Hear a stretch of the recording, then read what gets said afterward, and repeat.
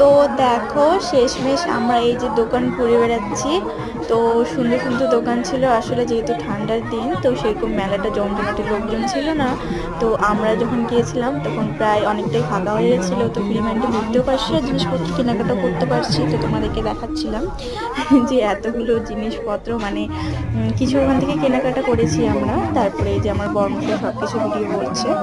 তোমাদের দাদা ভাই সবাই কেমন আছো বলবে। তো ঠিকমতো ভিডিও আপলোড করতে পারছি না সময়ের জন্য, মানে কিছু অসুবিধার জন্য সবসময় মানে ভিডিও আপলোড করা হয়ে ওঠে না, অনেক অসুবিধা হয়, সবসময় ভিডিও বানানো যায় না। তো সবাই পাশে থেকো। আর দেখো দেখো বেশি ফাঁকা, মানে খুব একটা ভিড় নেই, ফাঁকা একদম।